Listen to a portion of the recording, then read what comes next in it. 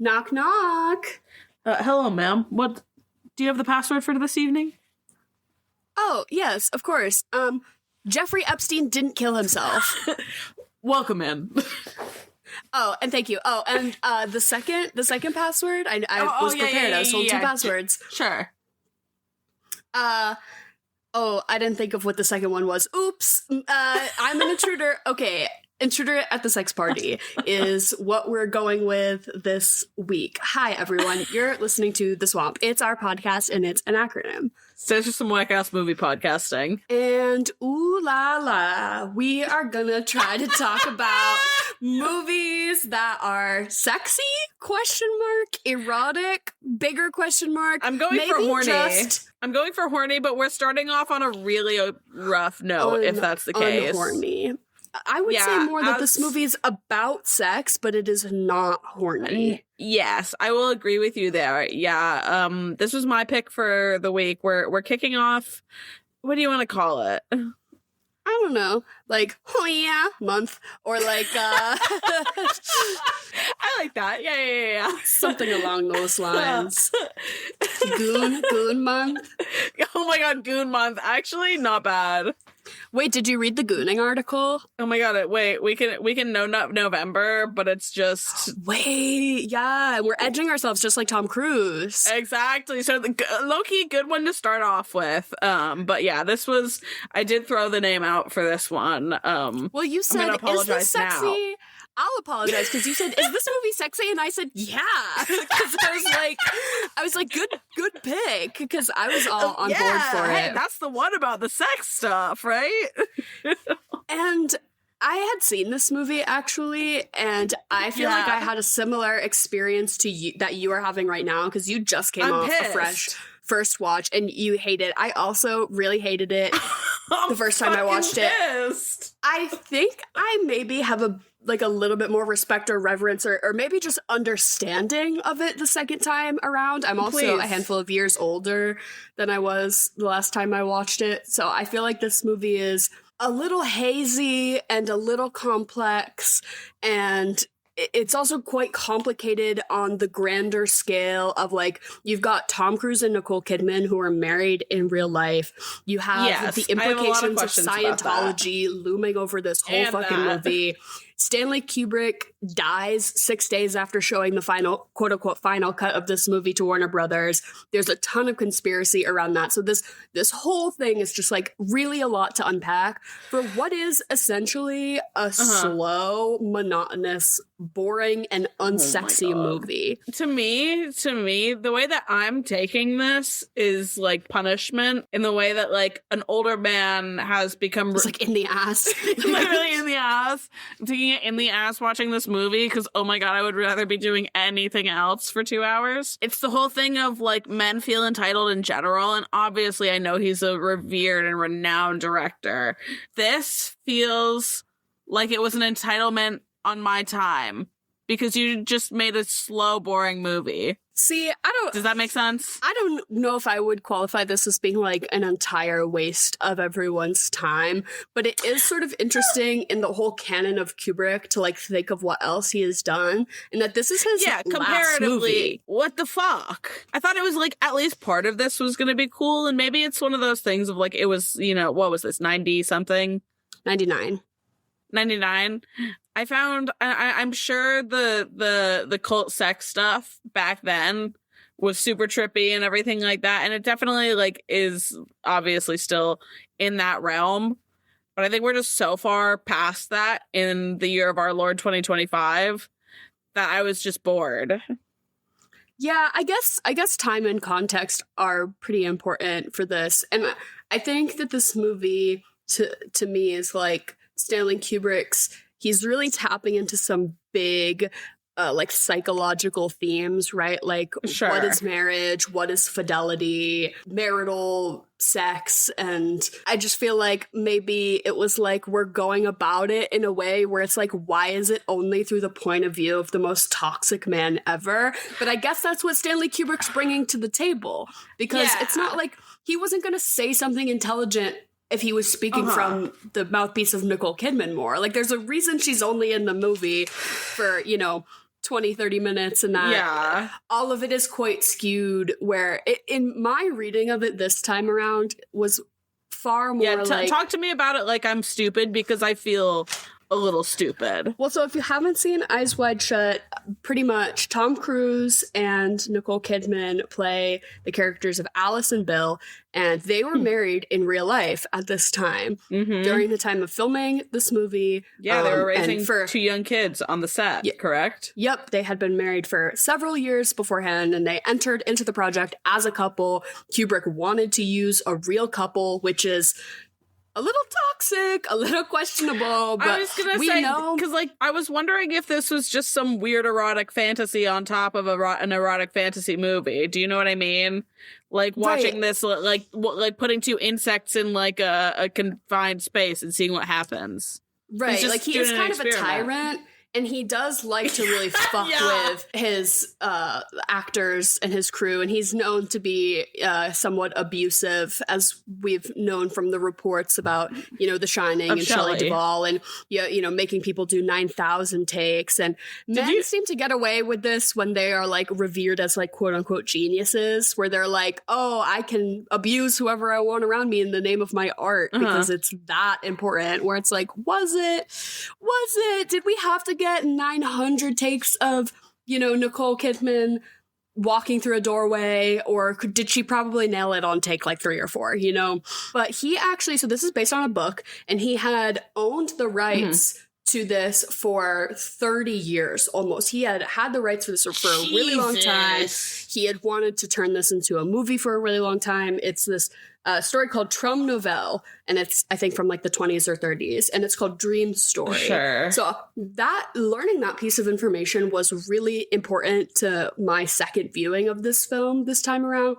Dream Story, because essentially what happens is Tom Cruise, he's a doctor, and he and his wife get invited to this very rich client of his, patient. They get invited to his house for a party, and they sort of play upper class. They already are very well off. They have a beautiful apartment in New York that we see. They have a daughter that they're raising together.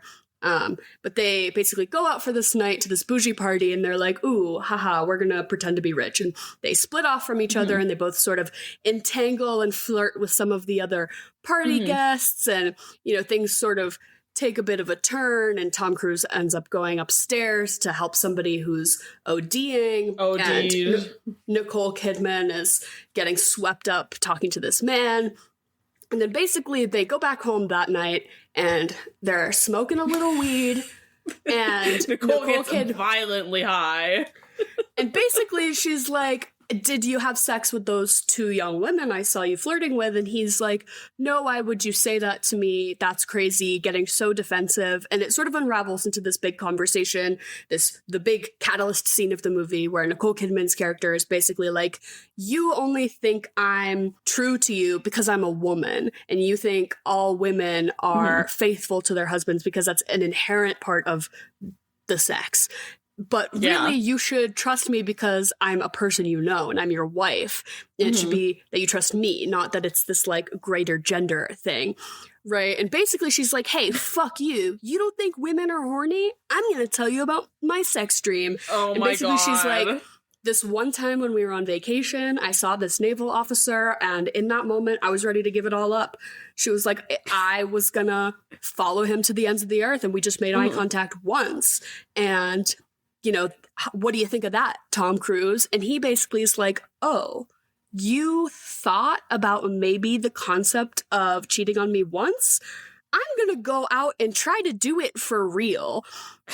So he is like so deeply disturbed by his wife saying that she has sex dreams about this naval officer and that she has fantasies outside of their marriage. And this breaks his brain so severely that he goes and walks around New York City all fucking night, and he's talking to all these different people, and he goes to the house of a recently deceased patient, and the daughter throws herself at him. Then he's walking on the street, and a sex worker throws herself at him, and then he's going to the club to visit his friend, the piano player, and he's like, there's a sneaky secret sex party that I'm going to play piano at. Haha. Tom Cruise is like, get me in there. I've been trying to cheat on my wife all goddamn night. He's like, what do I need? You just need a costume. He goes to the costume shop. Costume shop's owner is pimping out his teenage daughter. Super weird. Also but also so throws herself at Tom Cruise. Then he goes to the sex party. He takes a cab. He goes to the sex party. He knows the password. He gets in, but basically immediately everyone's like, yo, you are not on the guest list. You're not supposed to be here. And there's this woman working at the party, and she's like, you gotta go. You gotta get out of here. She's like warning him. And he's like, nah, I'm trying to fuck. Like, I cannot close for the life of me. I need to fuck. And basically he's like trying to get some, and then they're like, yo, for real, you have to leave. And they sort of have this big this big satanic ritual, and all these people in masks, and it's like a big organized 1%er orgy kind of situation. And Tom Cruise is like, I'm just a doctor, I'm rich, but I'm not like rich like that, like I'm not sex party rich. Yeah. And basically they call him out, and they're like, this is really bad that you thought you could come here, and we could ruin your fucking life. So don't fucking try us. Get out of here. Do not come back. Forget that this happened. Pretty much. They're like, we're going to take you. And then the woman who warned him before, she's like, no, take me instead. And then he leaves. But then the whole rest of the next day is him sort of like reconciling with this, and like going back to the costume shop to return the costume, and going back to the hotel to see what happened. And basically all this stuff, the woman who warned him, she had died, and he's like trying to figure out the circumstances of her death because he feels somewhat responsible about this. And then eventually he confides everything into Nicole Kidman. He's like, I have to tell you about all this stuff that happened. And she basically, at the very end of the movie, is like, okay, we can just call it even now, I guess. And they make up. Sort of. In a way. The whole thing is just like a build up for the punchline of like, well, now we have to fuck. And that it literally, the entire movie felt like Stanley Kubrick just did all of this so that he could get to that. Do you know what I mean? And then the title card, directed by Stanley Kubrick. We have to fuck Stanley Kubrick. So I would say I agree with you like 80%, maybe more. But my two thoughts about this is now having learned a bit more about the source material. Yes. This novel, Traum Novelle by Arthur Schnitzler, who was a good friend of Sigmund Freud. He writes this book, about a married couple and this whole thing. And the contents, or like the beats of the movie, are actually very true to the book. And it's very much about like this instance, and this woman talks about a dream she has, and then it unravels this guy's psyche. And I feel like thinking of it as like a dream sequence more than stuff that actually happens. So like after that scene where Nicole Kidman, where they have their big argument, to me, everything that happens after that, we're seeing through this like really hazy lens of an incredibly toxic and insecure man.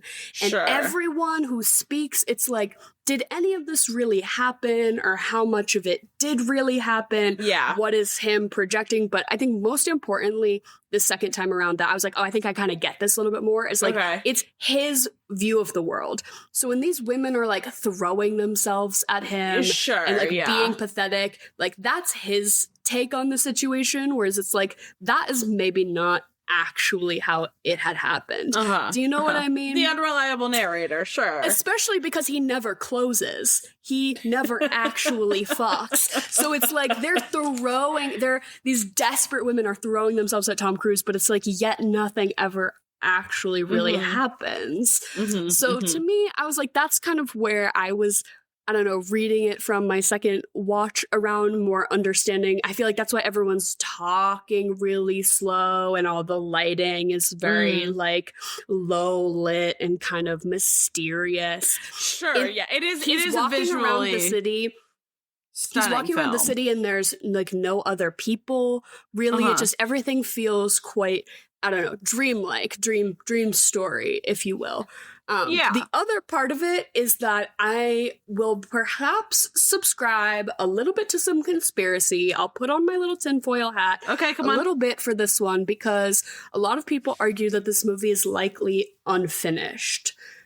Stanley Kubrick says that it was one of his life works. He had the rights to this story for so long. He wanted to make it earlier, but apparently his wife was like, yo, I'm not sure if I'm comfortable with you, like, delving that deep into this kind of material this early on in our marriage. Like, we still have young kids ourselves. Can you just, like, hold off on this one? He's like, yeah, no worries. Sure, like, literally, he did wait until he was about to die to make this one. I mean, hey, I'll give him that. He's a man of his word. That's so funny, considering that he made A Clockwork Orange so much earlier. Right.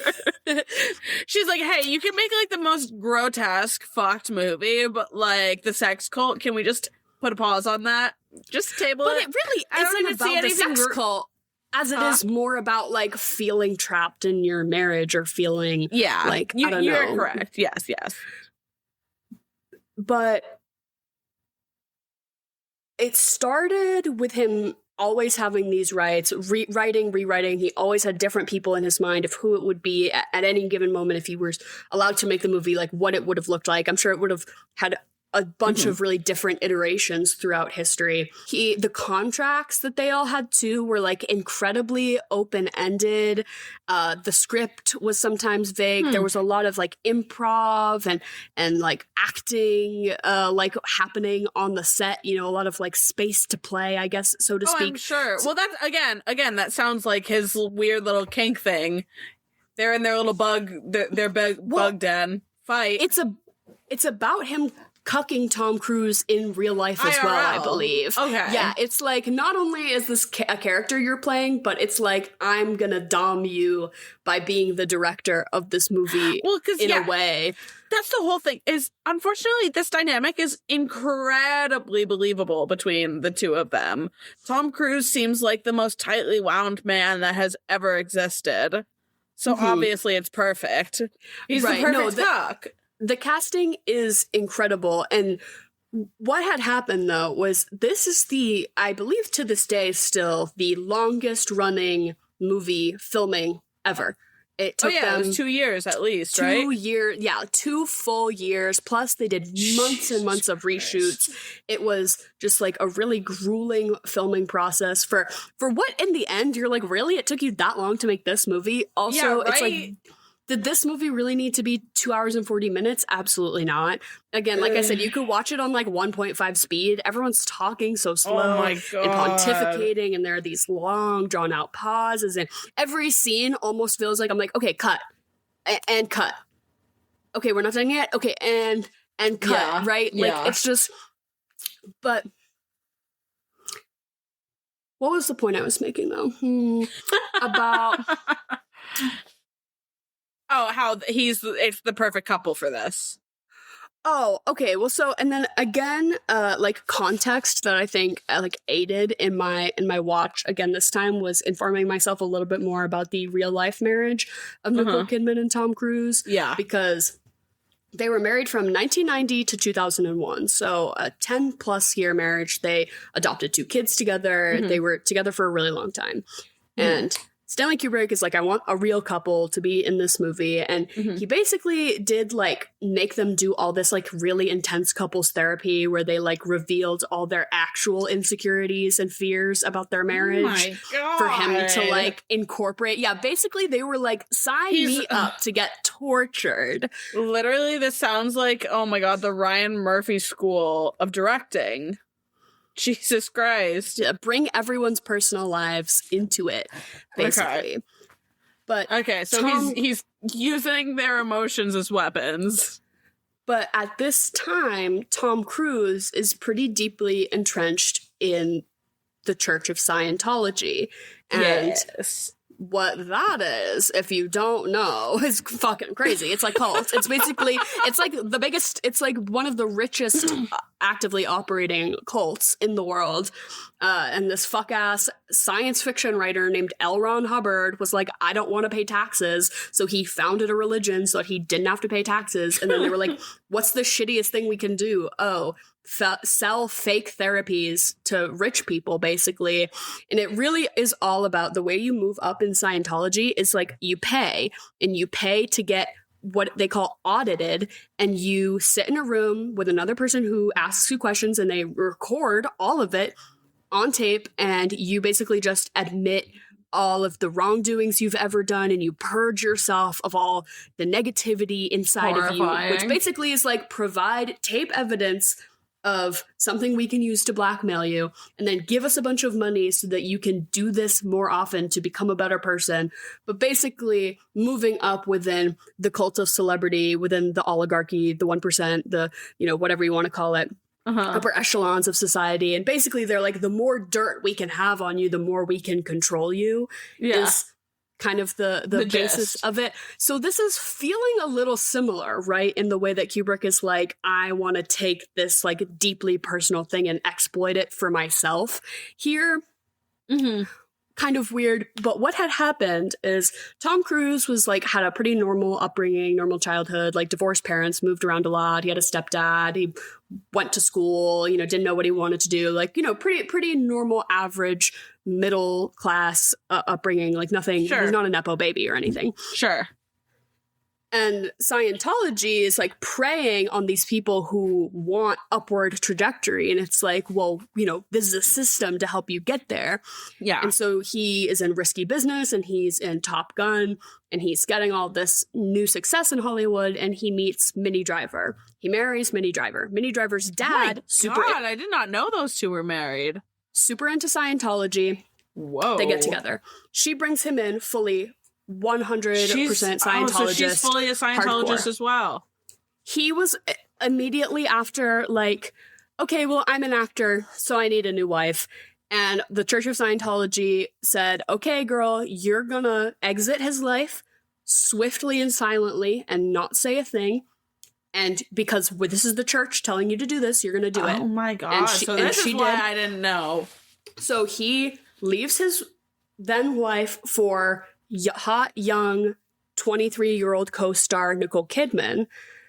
Scientology doesn't really love Nicole Kidman because what were they starring in at the time? Oh, God, if I know. Okay. They met on set, I don't know, doing something together. And okay, sure. Scientology was basically like, they're like, Nicole Kidman is not who we would have picked for you, Tom, but we can make this work.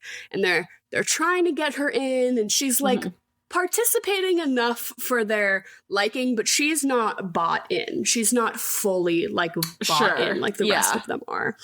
And throughout their 10-year marriage, he started to waffle, and they blamed her. They were like, she's pulling him away from the church. She's putting ideas into his mind that Scientology isn't good for him. Good Lord. And then it was specifically the filming of this movie where they were away for so long that they weren't, doing Scientology shit at the time. So Tom Cruise, who's basically the golden boy at this point, goes radio silent to go do this Stanley Kubrick movie with his wife about sex cults.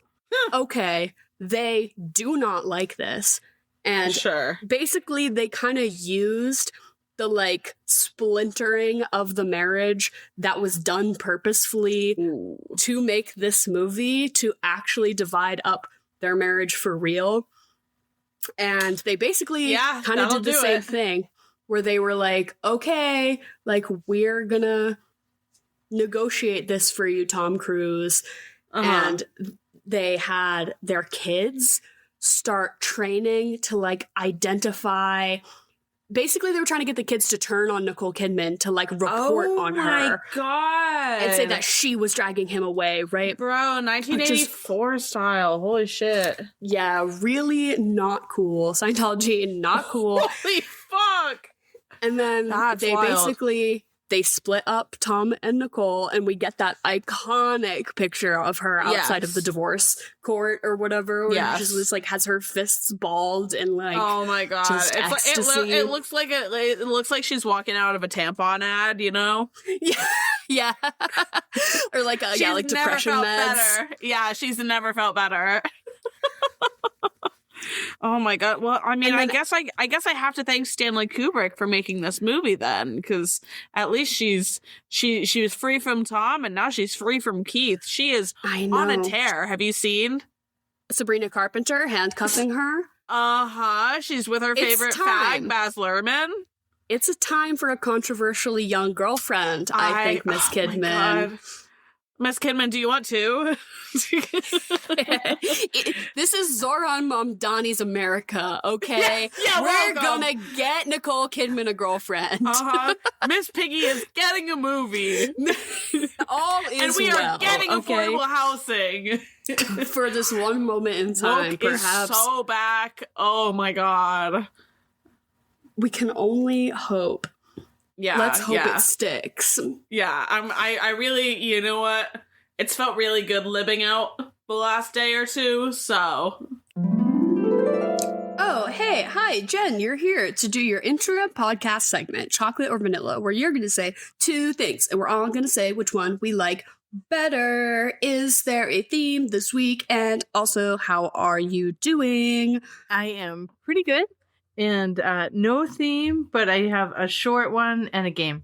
Nice. New game. Yeah. New game. New game. New game. All right. Chocolate or vanilla? Chocolate. Vanilla. Chocolate. Jellyfish or mushroom? To eat or just as a vibe? Just as a vibe. Just as a shape. Jellyfish. Ooh, I do really love jellyfish, but I think I gotta go for mushroom because those guys are intertwined. They got stuff going on that we don't know about. Yeah, I'm gonna go mushroom also. Next one is High School Musical or Camp Rock? High School Musical. To me, yeah, High School down, Musical. Easy. Yeah, I was not a Camp Rock kid. Sure. Same. We tried to be, but just didn't happen. It's fine. I don't rock with Demi like that. I never did. And it's just like, we were the specific, she was on Glee. Exact right age for High School Musical. Like, literally in the boardroom, they had a photo of me up there to be like, how do we get this kid? And then Camp Rock was like a year or two later. So it was like, I was just on the edge of, You exiting. could feel their grift. I could feel their grift. Next one, onion dip with chips or spinach dip with pretzels? Ooh, I want onion dip with chips. Yeah. Even though spin dip with pretzels, that sounds kind of gas. That sounds really good, but I know that I have easily eaten at least a pound of onion dip in my life, so. Only a pound? I said at least. Like, you gotta eat a cup of dirt before you die. You gotta eat a pound of onion dip before you die. Like, ticking those when they boxes. weigh my soul at the gates of heaven, they're like, you're just short a little bit. Didn't quite make your pound. I'm gonna go with the spinach dip because I've been jonesing for that. Next one, Casablanca or Gone with the Wind? Never seen Casablanca, but I have seen Gone with the Wind, so I guess I'll pick that one. But that's the kind of movie where I like watched it once and I felt like, okay, I did it. And then I don't really ever feel the need to go back to that, which is almost how I feel like it would probably be the case with Casablanca too. That it's like, okay, I get it. It's like the big, cinematic historical moments. Like, I'm familiar. Just like, okay. I think I've never seen either of these, so I think I'll go Casablanca because that's the one that I would prefer to watch first. I think it feels more. I don't know. They're both so revered, but I think that was my first one. Okay, I have seen these both, and I'll go with Gone with the Wind. I had a Gone with the Wind phase during college where I felt the need to read it. Not a phase where you were like wearing Southern Belle like outfits around and like gallivanting. Although back in the 80s, the prom dresses had hoop skirts underneath them. Lord. So there was close enough. There was a Gone with the Wind vibe. The poofy sleeves. Yeah, actually, now that you mention it. you know when you're a kid and you have the Barbie cake where the doll is and then the cake is the dress? Yes, That's what it yes. looks like. Yeah. Next one is jambalaya or taco soup. I feel like taco soup is not what I want. I just want a taco or something else. But I am going to go for some jambalaya. Yeah, taco soup feels almost a little offensive, like in the way that like white people just bastardized something. So I'll go jambalaya on this as well. Oh. Yeah, nobody ever makes taco soup who is like making an authentic dish. Like this is like some allrecipes.com type beat That's shit. Alice from Missouri's specialty. Yeah. Taco soup. So I am going to pick taco soup, and I am going to say that Henry has accused me of, like, if I try to make enchiladas, he's like, yeah, these are soccer mom enchiladas, or like white lady enchiladas. Like when you say taco soup, I like everything, every ingredient in there, it just makes me think I want chili instead. I was just going to say, why can't we just have chili? Yeah. Exactly, which that's a real thing. All right, time for game number 3. Woo! So New game. All right, so I'm going to give you a theme. All these movies fall into the theme, and then I'll tell you what year, but I'm only going to tell you the first letter of each word. So I'll give you an example. If I said, oh, the theme was YA books made into movies, and I said 2014 TFIOS, you would say The Fault in Our Stars. Sure. All right. So the theme is Robin. yeah, right. The theme is Robin Williams movies. Oh fuck. Right? Okay. So 1987 GMV. Good Morning Vietnam. Yes, you guys got one. 1997 GWH. Oh, Good Will Hunting. Yeah, good job. You're not cheating, are you, Dar? Yeah, of course I am. No, did you cheat? Yeah, because what are we gonna do? Sit here and neither of us knows it? I was give just up. about to. Yeah, she's I gonna was just talk about about to like. Yeah. Okay. All right, so you don't get that one. I'm not you big cheating. I'm not cheater. cheating. Look, my phone is over here. Okay. As it goes out of frame. Look, my phone's over here. 1992 A. Aladdin. Yes, good job, 1989 DPS. Dead Poet Society. Ah. I think this one's hard. 1982 TWATG. The war at the war TWATG. The war at the So close. What is it? The world according to Garp. The world according to Gar. Of course. So I have a bonus one that you guys can get 2 points. Okay. Okay. Okay. 2011 HFT. Oh my god. I feel like I was just talking about this too. Isn't it like, oh my god. It's something family trip. Or some shit like that. It's like about, I was literally just having a conversation about this movie yesterday. It's like something about like not texting with your family. No, if you were having a conversation about this movie, it would be Happy Feet 2. Oh, what the fuck? Oh. And Robin Williams was in Happy Feet too. Yeah, it was a voice. No, yeah. I was just talking it's about some like cash grab movie he did in 2011. Damn. Yeah. Not Happy Feet 2 then, no. So you guys got two of the 6. Oh my god. Failure, not including my sneak. Sorry, Robin. Yeah, that was a hard one. I feel like that game was hard. It's good. I like that. I like all the ones that you've been pitching. I feel like sometimes though with like letters, it's like it's either gonna click I feel this way about anagrams. Like, I see it. Yeah. I either see it or I don't see it. And I don't have a process of figuring it out. It either just, like, it is or it isn't. It's either immediate or it's, like, not happening. Yeah, I've never been good at Wheel of Fortune. But to shout My out mom's another... very good at Wheel of Fortune. To shout out another new game... this one was great. I also, a coworker, I was talking to about the movie grid, and she was my family and I play every day this game called Framed, and it's a movie frame, and you guess, and they get easier and easier, and it's kind of, self-explanatory, but I'll put a link in the description below if you like movie related games. I've been playing The Framed, and I've been enjoying it.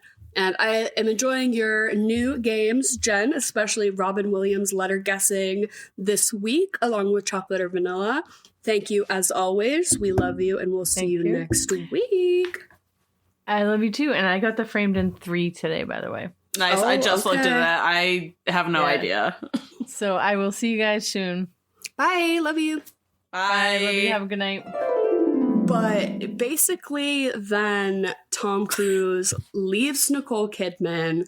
They Scientology tries to assign him a new girlfriend. They had auditions and shit. It was so fucking weird. Oh, I'm not cool. Over time, eventually, then he ends up with Katie Holmes, he's in his 40s at this point. She's 20 something. They get together. She moves in immediately. Oh, also at this point, Tom Cruise is so deeply entrenched in Scientology.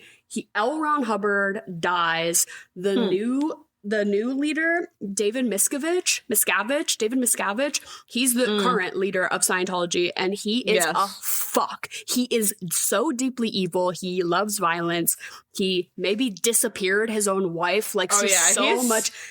Horrible. I do remember I've watched a documentary or two, and he is fully a disgusting human being. Are best friends, and Tom Cruise is his little golden boy, and so they are giving Tom Cruise mansions and airplane hangars for him to store all of his private jets that he owns, just an insane amount of gifts and uplifting Tom Cruise to this insane elite movie. He already was an insane elite movie actor, movie star of his own volition, but the whole Scientology bolstering all of it just feels so sinister to me. But then basically what had happened is he gets with Katie Holmes. They have a daughter together. And Katie Holmes, as her daughter is growing, she's oh, they're going to try to indoctrinate my kid into this, and I cannot have that. And she orchestrates this whole escape plan. Because he and Scientology couldn't know that she was thinking about leaving or thinking about divorce, because they're so powerful that they'll just they'll stop literally anything. Yeah. And she was able to orchestrate this big thing where she was able to leave and she was able to get out of it. And she's spoken out about it. And then one of the most vocal people who's left Scientology is Leah Remini. Yeah, who was on that show, King of Queens, and she wrote a whole book about it too. And it's very much the way Scientology treats women specifically is just so disgusting. Any other, patriarchal institution. But specifically Katie Holmes was I don't like where this is going for me or my daughter, and she left completely, which is good and brave. It's scary enough to leave an abusive situation with one person, let alone an entire organization. So that is who's truly after your ass, who have tapes and tapes of you confessing to stuff that may or may not be true, because we all know that is not a reliable way to get information from people. It's pressuring them to talk. So fucked. So the looming weirdness of Tom Cruise being entrenched in Scientology, his wife, who's maybe a little skeptical of it, but is willing to go along for the ride next to him in this movie. And then you have Stanley Kubrick, whose daughter estranged herself from their family to be a Scientologist. Oh, yo! So this movie is then, I'm like, this crazy. is, to me then, we're opening up a part of my mind palace, right? Where I'm like, I'm understanding now that I think this was more his commentary about cults like that and about losing someone to those kind of power structures and that allure of that other kind of life you might be able to have. So I'm thinking that... So he must have wanted Tom Cruise then, specifically. Yeah, I don't know. Or maybe it just happened to fall in line that way and he was like, this is fucking perfect. Damn. Yeah, I don't know quite how it came to be. That is a crazy layer to throw on top of it. And then it like sort of goes all the way to the top. So that is all information that we know to be true. Okay. All of that those are facts. Okay, right? tell me about the conspiracy. Here's where we're like wading into a little bit more murky of waters to me, where I'm like, can we say any of this definitively? I don't know. Sure. But the circumstances surrounding his death. So Stanley Kubrick films this movie. He has the rights for 30 years. He's writing it for 30 years. They film it for an insane amount of time. He's editing. It's in post-production for years and years. And Warner Brothers is basically like, we need to see something. And he was always very secretive and he didn't like showing it to anyone at the time. It's like, okay. And so he shows them the cut. And people close to him have said that he is not the type, like, it is very likely that this movie was, at that time, unfinished. So the music was probably not the way he wanted. The music was so fucking annoying. Known to edit up until the last minute. Sure. So it was all and the big point of contention was the rating. They needed it to be an R rating so that it could have a theatrical release. But what Stanley Kubrick was giving them was very much NC-17. And so they were like, it has to, Which it has to be R.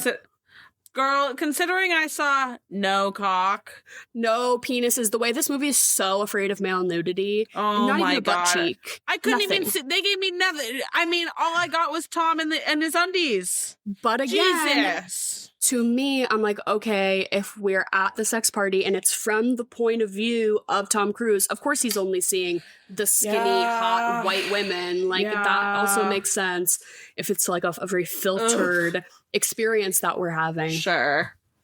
But Stanley Kubrick apparently shows what is the final cut, big fat question mark, if that's true, to Warner Brothers. Then he dies. Yeah. And here's where it gets kind of messy. And especially his daughters have spoken up a lot that they don't like when people talk about these conspiracies. But then I'm like, also, one of you is a Scientologist. So like, maybe do I care about your opinion? No. Yeah, you have lost all the right to talk about the cult film, ma'am. But if you Google, like, Eyes Wide Shut lost 20 minutes, you can get a whole slew of people on Reddit and, other forums basically speculating and talking about, apparently, after he died, Warner Brothers took the movie, cut 20 minutes from it, 24 minutes or something like that, and then also digitally imposed a bunch of people in the big party, whatever, how do we say orgy in like a PC way? Like, I don't know, the masked party. You can just call it an orgy. At the masked party, they, like, if you watch it, you can kind of tell there's like people getting it on, but like someone is standing like slightly out of focus in front of them. Do you know what I mean? Like, we get a lot of like he's walking through the room and it's like they're behind a pillar or something. Like they added superimposed that shit after in post. Oh wow, so much more nudity. Much more nudity, and then here's where I draw the line where I'm telling you that my tinfoil hat is on, but it's like, do I believe this? Maybe. So apparently there are some people who speculate that there is a central through line of the movie that gets removed entirely, and that is the involvement of children in... Oh, yeah. Oh, obviously. And so it's like, because we're emulating this very obvious, like, oligarchical, human trafficking-esque sex ring type, situation. The tinfoil hat is off. I've taken it off. I would fully believe that. And so that there were implications, right, of like someone being led off to a room with a child or something, that there were children present who were digitally altered out of the scene for the final cut of the movie. I mean, you get it with the shop owner. You get it with the shop owner. That's what they left, right? Is him. They don't say her age, but she's very obviously not a of child. age. Yes. And they left that part in, but then it seemed, because it felt weird, and you're like, maybe this was something that got addressed more directly. None of this is that big of a fucking deal. That's the whole thing. That's the whole, like, for me, the entire time I was watching this movie, I'm like, this is not a big deal. Now they just have Grindr at the RNC. But like, yeah. You know, like, all of this hubbub for some cock and ball torture. Not even. Are we serious? Not even. Some vanilla sex. Exactly. That would make so much more sense to me, and it would make the movie so much more sinister and more Kubrick in general. If we had What are we actually critiquing here as well? It's giving Epstein. It's giving, that vibe, human trafficking of underage girls for sex kind of vibe, and that they covered that up because they didn't think it would be new. And then some people allege that it's like Kubrick went too far, and by including that, unveiling of the celebrity elite got him killed. It's basically they're saying that this movie got him killed. He was 70 and died of a heart attack in his sleep, so it is sort of like, okay, it's like everyone's like he was in his prime. Like, no, he was an old man, and they say that he was relatively healthy and that it was unexpected, that his death was unexpected, that people had spoken to him just the day before and that they didn't really know. I'm sure he chain smoked his entire life. Like, what? Interesting. That would not shock me in the slightest, though. I'm missing 20 minutes. That sounds... And so something to really consider then is the very last scene of this movie is Tom Cruise and Nicole Kidman are taking their daughter Christmas shopping, and they're like awkwardly trying to reconcile with this thing that just happened, and they take her shopping and they're sort of ignoring her and they're talking to each other and they're walking around the store. And the very last shot of the movie where Nicole Kidman's like, we need to go home and fuck, it's like them standing in this aisle of teddy bears, and their daughter walks off to the closer to the end of the aisle, and she's surrounded all by adult men in black. And oh my God. And then it's like we get the end of the conversation with Nicole Kidman. But what if there was footage there or something else there where it's like she gets taken because it's about human trafficking, and it's like Tom Cruise is giving up his daughter basically for an invitation to this party. Yeah. Or well, even just like, I mean, she doesn't even need to be taken. I think that the even just being surrounded by vultures is imposing enough. Mm-hmm. But but that's like not a reading you would get. No, exactly. That whole part was just lost from the film. Holy shit, that was absolutely wild. No, okay, I can understand now.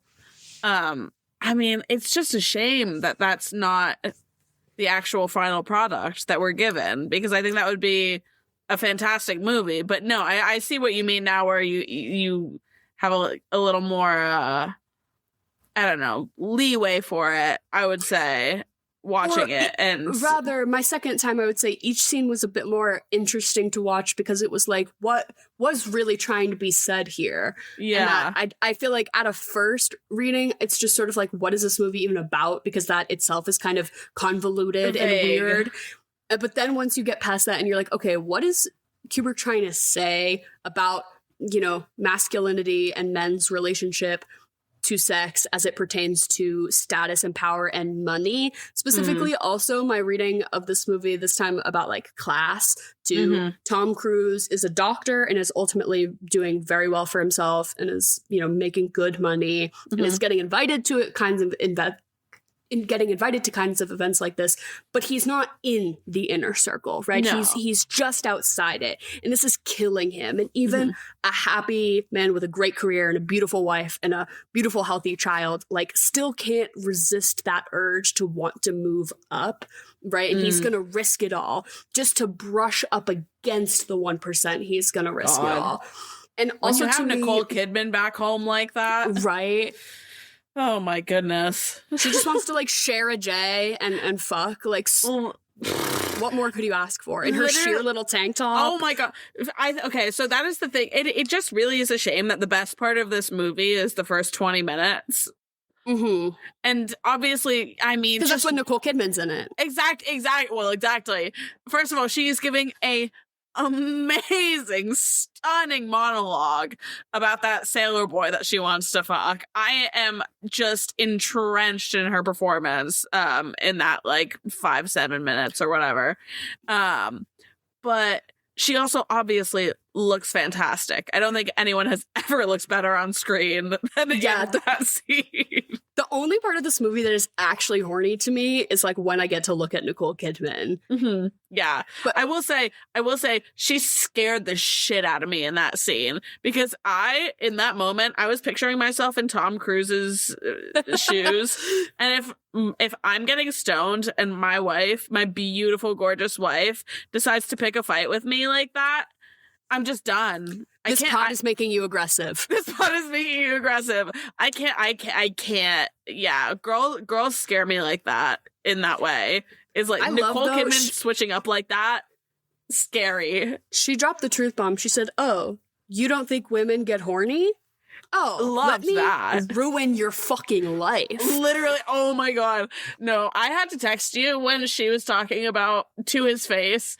Listen, he comes home at the end of this long-ass night, wakes his wife up from what he assumes is a nightmare, and then she goes on to ramble and basically beat the shit out of him, telling him, I was dreaming about being fucked by countless other men. And he took that on the chin. I'll give him that. And then she goes and she's like, "Oh yeah, when you were waking me up, I was laughing in my sleep because I was laughing at you. I was laughing at you while I was getting fucked in my dream by 900 other men." And I'll tell you what, he got KO'd after that. I mean, how do you come back from that? Cuck Cruise. Like, this whole movie is really about how he's, like, getting cucked, he's getting edged, he's getting cucked over and over again. I mean, hey, people are into it. But it is like the emasculation that he feels in that moment is so representative of the entire experience he had this night, right? Because it was a bunch of people laughing at him at the party, at the mask party or whatever. They bring him in and they're like, you know, they basically humiliate him. They make him take his mask off, and they're like, "You need to leave." And then later, the rich character played by Sidney Pollack, who invites Tom Cruise back into his house, and he's basically like, "I was there and I saw you, and you need to, like, fuck all the way off." Tom Cruise is like, "I don't know what you're talking about, ha ha ha." And then he's like, "Drop it, man. We're gonna come for your family. Like you need to stop." What was I saying? Oh, but that's just all about getting cucked and being emasculated, and how that is more indicative to most men's relationship with sex than women, or you know, it's the concept of maintaining masculinity and not being emasculated. So her being like, "We were all laughing at you." Sidney Pollack's character is also like, "We set that up." He's like, "That's not even real. We made that up and we set that up to trick you because you look so foolish thinking you could come in and participate in what we were doing that we all turned it on you. We're laughing at you now." And really that's like the whole crux of it all, is that no matter how hard you try, Tom Cruise, you will never be invited to Epstein Island, okay? We're all just gonna fucking laugh at you. We're gonna kidnap your daughter. But we cut that part out of the film. We cut that part out, yeah. Yeah, oh my God. No, never show me snotty crying Tom Cruise ever again. Oh my God. Oh my God. Honestly, just never show me Tom Cruise. I mean, like, I hold grudges, I guess. I like to keep people canceled, you know? Did you see? Oh my God, I saw something got cast, some movie, and they were like, Ansel Elgort will star alongside Thomasin McKenzie. And I was like, can we all just fucking move on? Unbearable. I hate this shit. Unbearable. I hate it. But Tom Cruise, I just feel bad for Thomasin McKenzie at a certain point, and like all the people that get cast alongside him, because hey, like your shit's gonna tank. We saw it in West Side Story. If Steven Spielberg can't make that shit work, neither can you. Yeah, no one can. Anyways.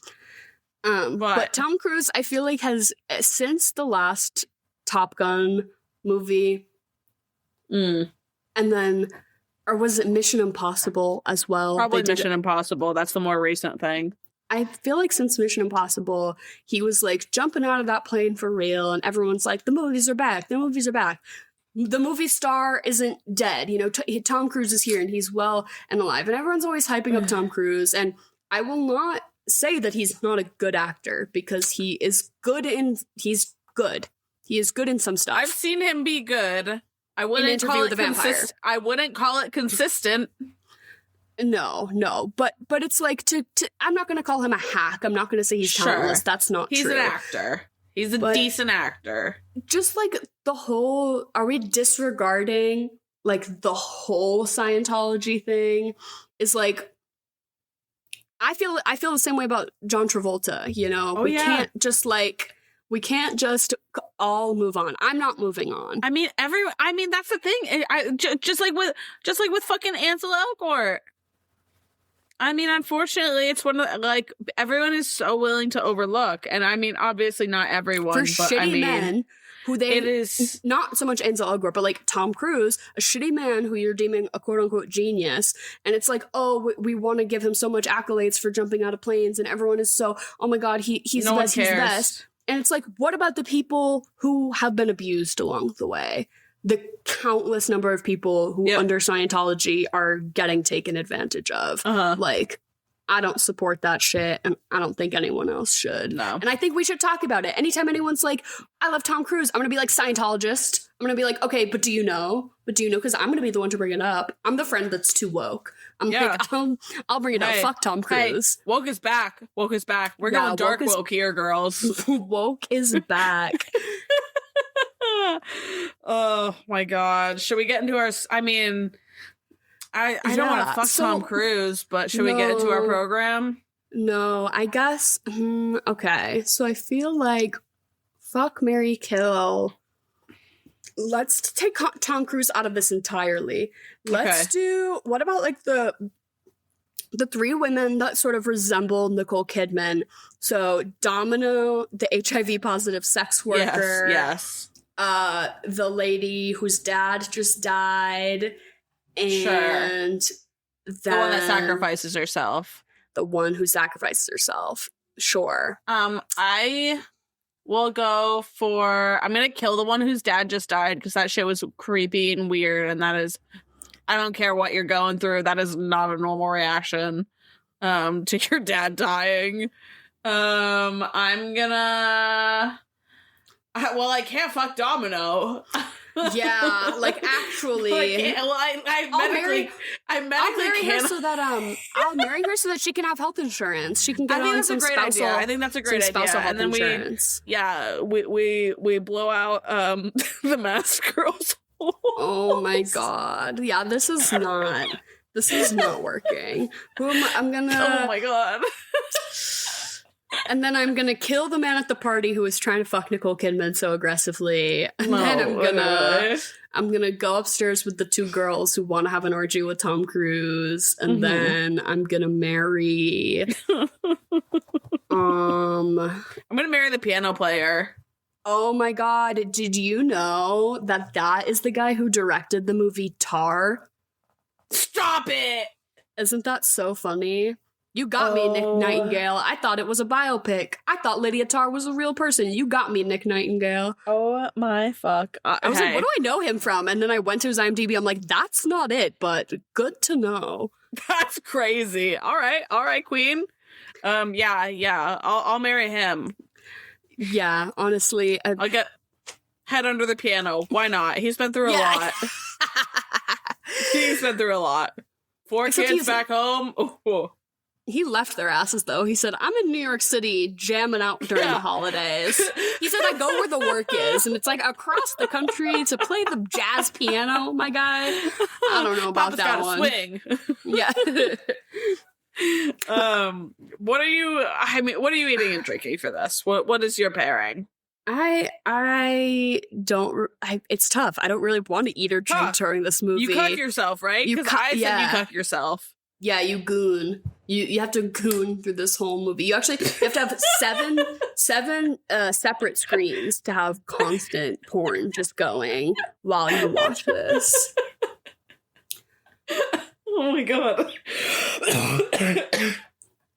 Yeah, because like exactly it. What even, like, this is a Christmas movie, low-key, so I'm like, maybe you make some Christmas cookies. I think you should eat, I think like, that could be really sad, funny. like, oh my god, what is it, like, oh my god, fruitcake? Like, something sad that you don't really want to eat. During the holidays, yeah. It's kind of like there, and it just gets pineapple stale and you throw it upside-down away. cake. Mm-hmm. No, I think you could have a really fun like gingerbread decorating party where you like make them sexy. So you oh my give god, the gingerbread titties.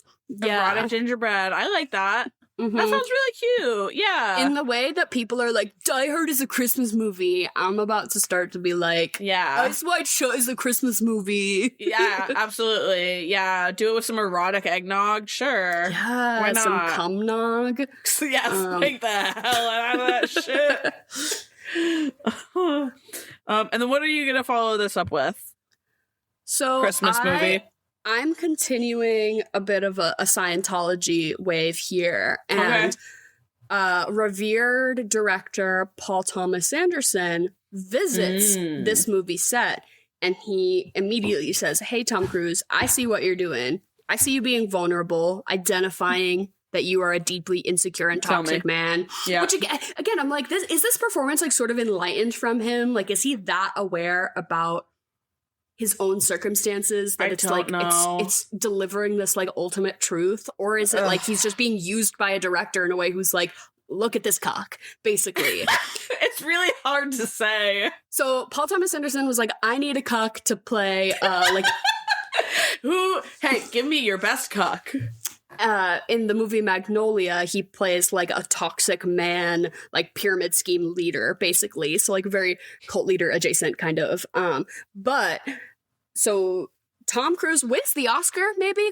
For Magnolia. Sure. Does great work with Paul Thomas Anderson. But then later, Paul Thomas Anderson makes this wonderful movie called The Master, where Philip Seymour Hoffman plays this fictionalized version of L. Ron Hubbard. And it basically is about the foundations of Scientology and the farce of it. And there was apparently a big falling out between Tom Cruise and Paul Thomas Anderson because of this movie, because he was sort of like, how dare you make fun of my thing? And he was like, yo, man, it's just a movie. You're the one saying it, kind of. You know what I mean? Mm-hmm. Mm-hmm. I don't know if the two remain to be friends. I think they're probably, you know, like professional friends or whatever to this day, but it was like it was a thing for sure. So I think you should watch The Master to get a little Scientology. Have you seen it? It's good, right? Oh yeah, it's great. It's Philip Seymour Hoffman in one of his strongest performances. Damn, that sounds really, really good. I like the sound of that. Mm-hmm. Interesting. What about you? I'm gonna go ahead. I think you're gonna go for one that's also a man in above his head, but I want to go and watch one that I like, and that's Andrew Garfield. And I think you watch Under the Silver Lake, because that's also it's very similar to this, but I think it's a lot more fun. I think it's better paced. I think Andrew Garfield is just an interesting actor. Generally, I find you saw his new one, right? You thought it was kind of bad. It was horrible. I don't know. I don't know if it's one of those things that I'm not. Yeah, I saw, what is it, After the Hunt, which he dropped out of Frankenstein to do. He was going to play the creature. That's crazy. Yeah, thank God. Yeah, I don't know. It's one of those ones where I think that I've seen smart people liking it, so it makes me feel stupid, but I found it really monotonous. Sure. And just I don't know. It wasn't very Luca Guadagnino to me. Interesting. I really didn't. That was one that I was like, if I have nothing else to see, I'll go see it. But no, it's like I had to see Begonia, so no thanks. Yeah, the correct answer. But yeah, what did you rate this movie? Out of 10, I'm just gonna give it a flat 5. I think it sort of oscillates in a space that I find gradable almost. It's like, what is even really going on here? Sure. And I find it to be, like more of a weird cinematic spectacle that requires more context than it does actual like merit of the work itself, which, I don't really know. Tough, but I'll say 5 because I could see though how if someone was like, I really love this movie, I wouldn't put that past them. It's beautifully shot. It's absolutely, I agree with you interesting there. and deep, and it had the eyeballs. I'll give it Christmas like lights. Exactly, you can't go wrong. I'm gonna give it like a 3.5, a 4. Yeah, like I don't know. I from first watch standpoint, I got almost nothing out of it except for pissed off. So, which honestly, if that is true, because that is what it's like to be an emasculated man. Well, to be cuffed, and I guess. Your whole worldview is just this like nefarious and terrible thing of women rejecting you. Like that's the male loneliness epidemic. That's why they're all addicted to porn, because porn can't reject you. Exactly. Yep. And there it is. Hopefully we can find a movie to actually jerk off to next week. I think we'll manage. Let us know what you guys think is sexy, horny. Oh yeah. And we will talk about it. Coon month. And it's so terrible. It's so terrible in like high school. Everywhere. It's not everywhere November, actually. Not everywhere. According to the swamp. Oh my God. In high school though? Well, I feel like goon didn't start to mean what it means now until like I would say like within the last 5 years or so. No, you were the goon squad. To call people a goon squad is like a different It's endearing. And so like all of my group chats and stuff are called Goon Squad, and literally I have like a Google Drive that I'm going into frequently called Goon Squad, and I'm like, this feels weird to like, be. I can't keep doing this. I can't keep opening my computer in public and having it be like, open goon files. Like, oh my God. not the public rebrand of the friend group. Yeah.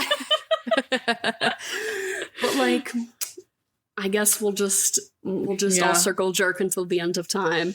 Thank you all for listening. Let us know what you think of Eyes Wide Shut or whatever else is in theaters or what's tickling your brain.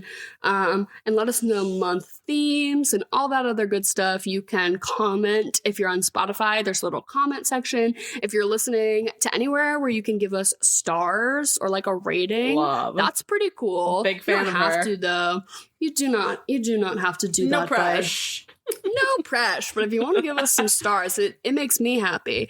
And have a lovely rest of your week. And stay out of trouble. Just don't do anything Tom Cruise does in this movie, honestly. Yeah.